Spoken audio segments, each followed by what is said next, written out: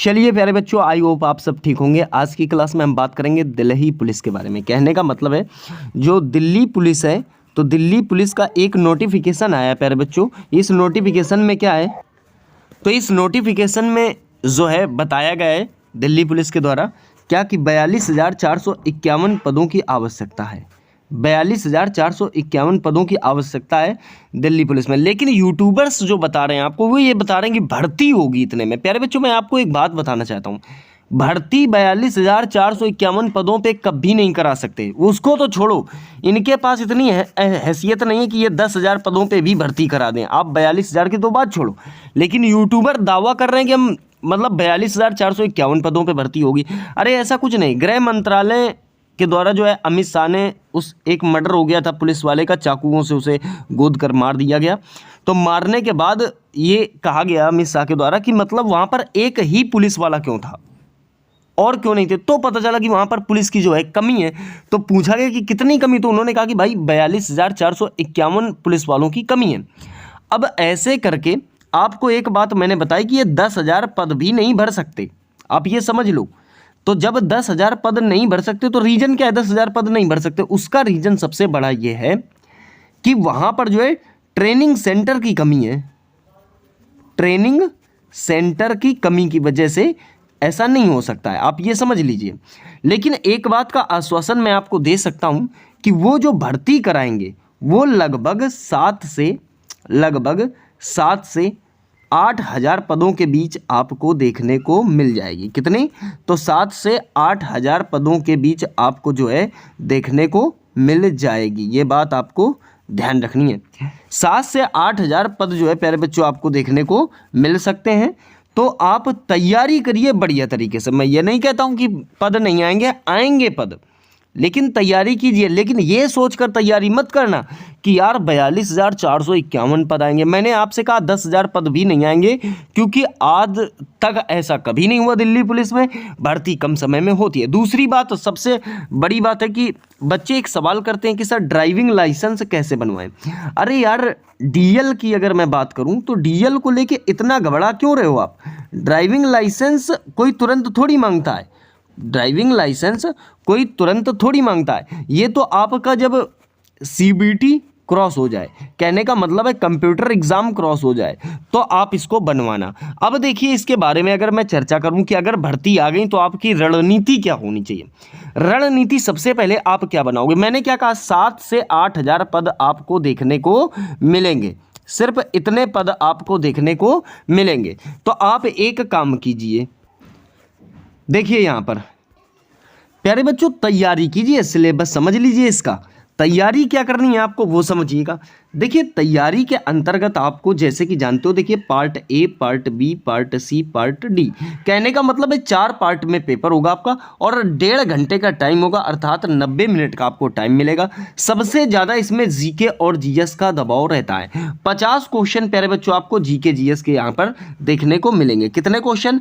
तो 50 क्वेश्चन आपको जो है जीके जीएस को देखने को मिलेंगे। रीजनिंग की आपको बात करूं तो प्यारे बच्चों 25 क्वेश्चन, 50 क्वेश्चन 50 मार्क्स, ठीक है। 25 क्वेश्चन 25 मार्क्स। तो रीजनिंग जो है 25 क्वेश्चन की हो जाएगी। मैथ जो है प्यारे बच्चों आपकी ये 15 क्वेश्चन की हो जाएगी। कंप्यूटर जो है आपका 10 क्वेश्चन का हो जाएगा। जो बच्चे अपने आप को इस बात को लेकर शेर समझते हैं कि हमारी तो मैथ और रीजनिंग बहुत अच्छी है, उनके लिए यहाँ बात नहीं बन पाएगी। क्योंकि अगर वो 100% क्वेश्चन करते हैं किसके? रीजनिंग और मैथ के। किसके? रीजनिंग और मैथ के। तो आपको एक बात बताना चाहता हूं, सिर्फ इससे मेरिट नहीं बन सकती आपकी। 25 5 30 और 10 कितना हो जाएगा? 40 हो जाएगा प्यारे बच्चों। 40 क्वेश्चन, 40 क्वेश्चन तो ये हो गए। उसके बाद अच्छा मैं ये भी कहूंगा कि अगर मैथ और रीजनिंग में आपकी पकड़ अच्छी है तो काम बन सकता है। क्योंकि कंप्यूटर एक ऐसा सब्जेक्ट है, कितना भी पढ़ लो, कितना भी पढ़ लो, 5 क्वेश्चन तक आप कर लो, ये बहुत बड़ी बात है, ठीक है ना। तो यहां पर आप ध्यान दो, 5 क्वेश्चन मान लो आप कंप्यूटर से कर देते हो तो 45 क्वेश्चन आपके प्यारे बच्चों हो जाएंगे। और यहां क्वेश्चन कोशिश ये करो आपकी कि इसमें प्यारे बच्चों 50% कर दो। तो जब 50% कर दोगे तो 25 हो जाएगी, ठीक है। 25 हो जाएगी। तो 25, 5, 30 और 40 कितना हो जाएगा प्यारे बच्चों? आपका 70 हो जाएगा। और 70 क्वेश्चन में दौड़ के सिलेक्शन आपका हो जाएगा, मैं इसकी गारंटी दे रहा हूं।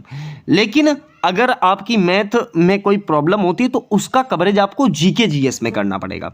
मान लीजिए आप 15 क्वेश्चन में आपके 10 ही सही होते हैं, या 2-3 क्वेश्चन आपके मैथ के गड़बड़ हो गए, 2-3 आपके रीजनिंग के गड़बड़ हो गए, तो आप उसका कवरेज पूरा करेंगे जीके जीएस में। फिर आपको यहाँ पर स्कोर 25 ना होके यहाँ पर स्कोर आपका 30 होना चाहिए। ठीक है, तो यहाँ पर -5 हो जाएगा ना, समझे? तो ये बात आपको ध्यान देनी है। ऐसी रणनीति आप बनाइए जिससे आपकी बात खराब ना हो। ठीक है, अब आइए थोड़ी सी बात करेंगे आयु सीमा और इसकी फिजिकल पे।